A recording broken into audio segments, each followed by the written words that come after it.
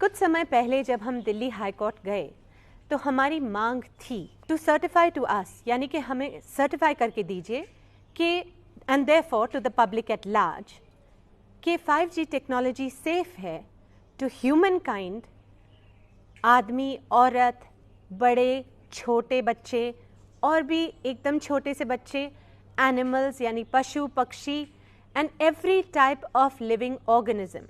2019 में हमने RTI application में लेटर भेजे थे। RTI यानी राइट टू इंफॉर्मेशन एक्ट, और इसके अंदर भारत का कोई भी नागरिक अपना सवाल भेज सकता है और उसे सीधा और सच्चा जवाब मिलता है।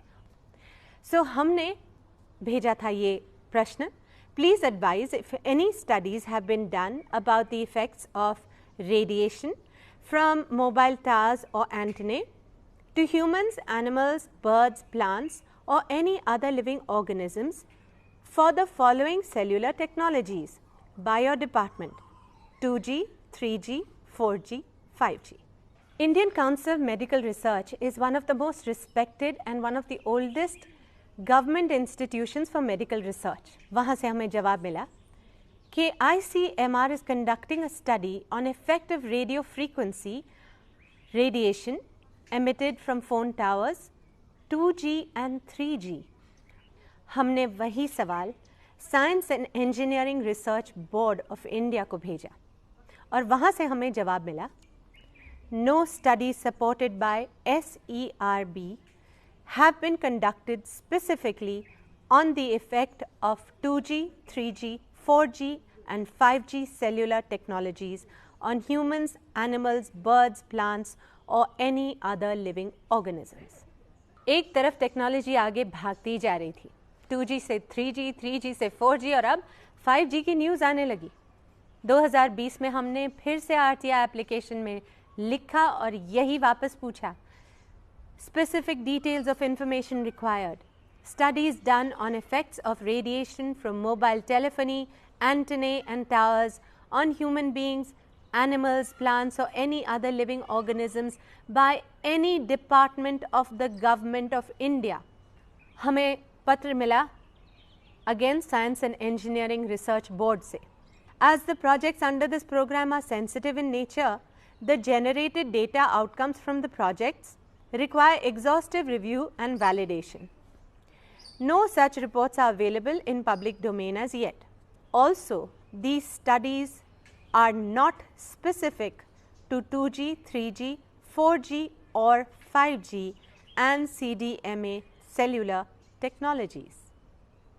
यानी कि वो स्टडीज़ इन पर तो नहीं हो रही थी। हमने जो सवाल दिल्ली में उठाए उनके जवाब हमारे हाथ में थे।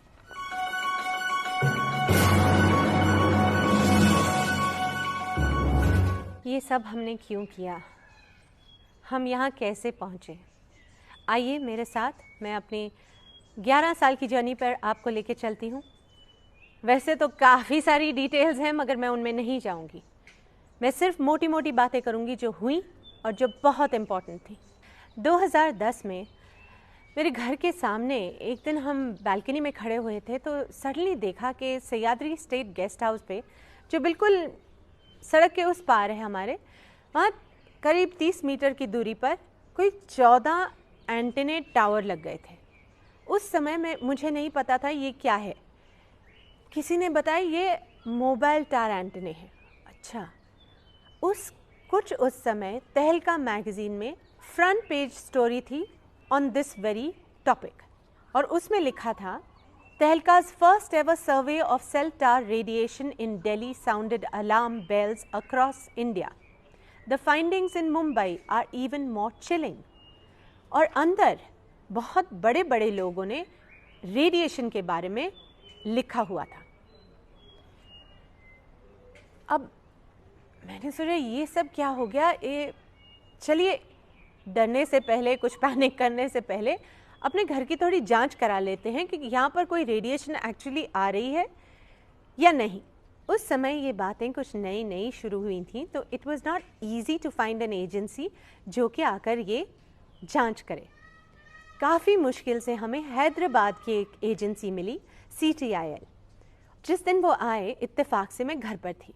तो जब वो अपना पूरा इक्विपमेंट लेके आए थे, कुछ मीटर्स, कुछ प्रॉपर सा, तो फिर वो बालकनीज़ में गए और कर रहे थे। तो एक समय पे उनका जो ऑपरेटर था वो उसने कहा कि प्लीज़ ज़रा मैडम को बुला दीजिए।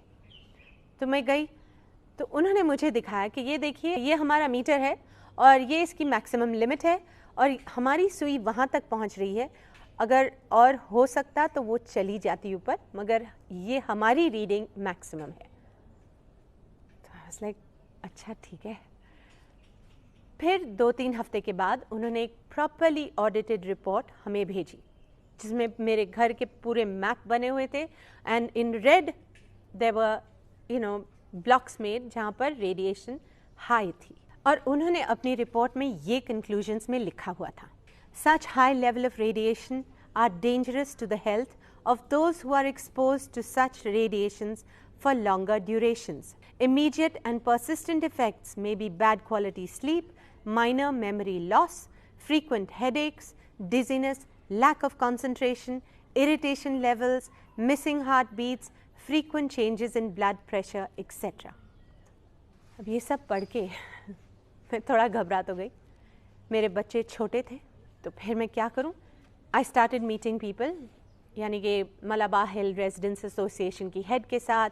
फिर उन्होंने मुझे मिलाया मिलिंद देवरा जी से, हमने पत्र लिखे चीफ मिनिस्टर साहब को।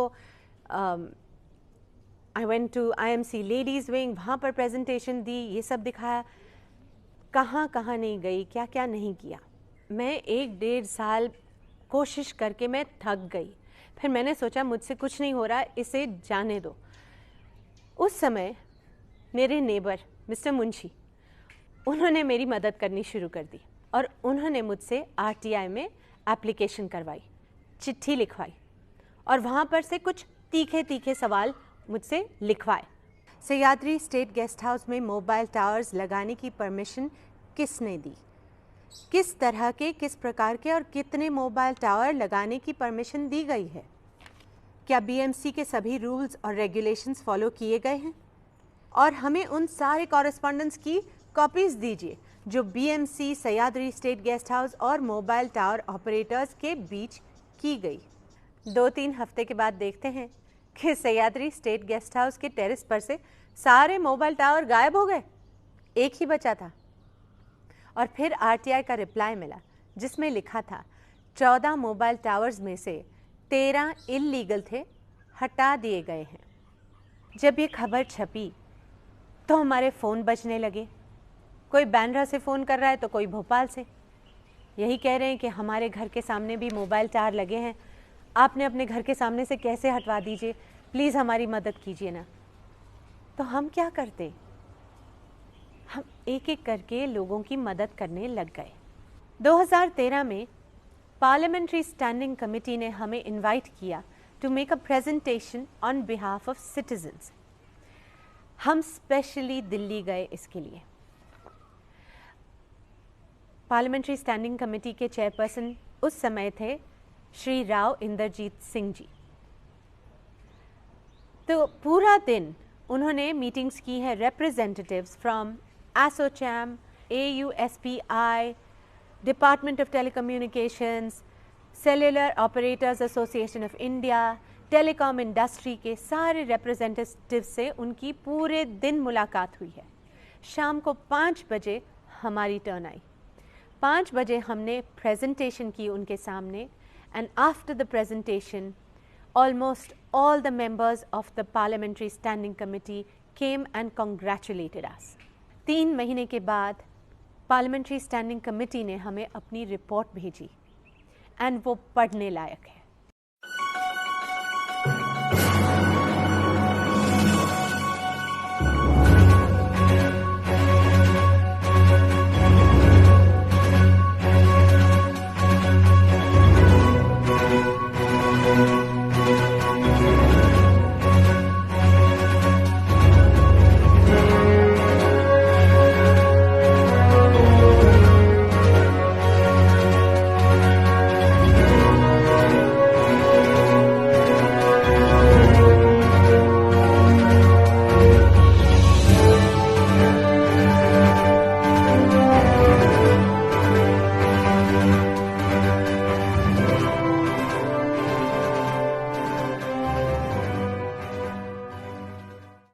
उन्होंने विस्तार में जो recommendations दिए, अगर वो 33 पेजेस थे तो 25 pages were only about public health concern and citizens.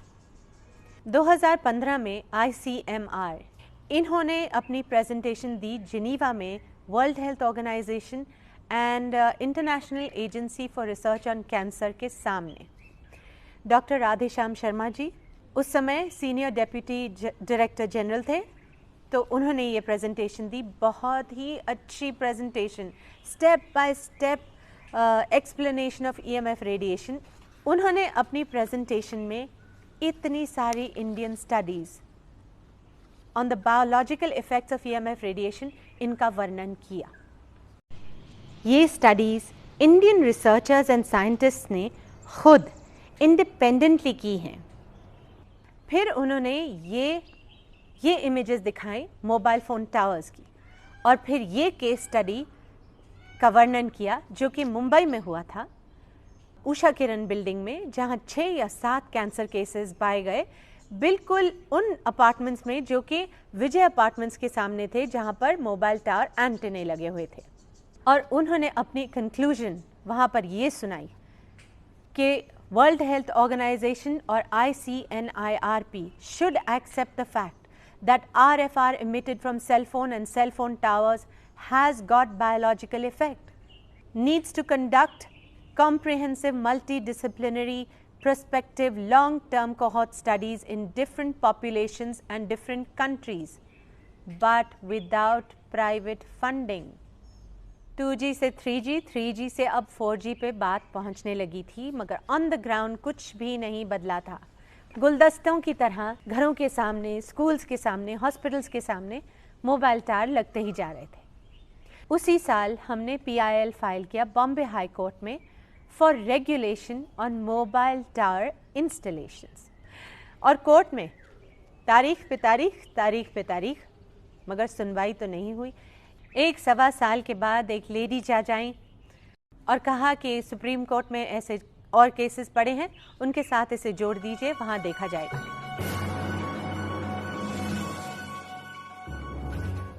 इस दौरान बहुत सारे पत्र लिखे गए। Experts from overseas joined us.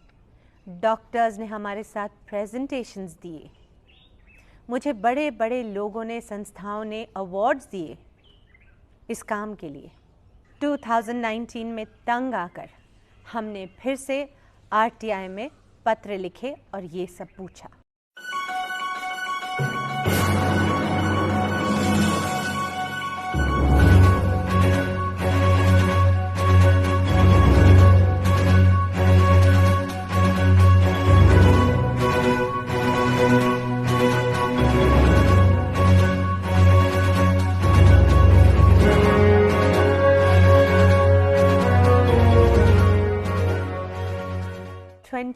में 2020 में 5G की न्यूज़ और बड़ी आने लगी।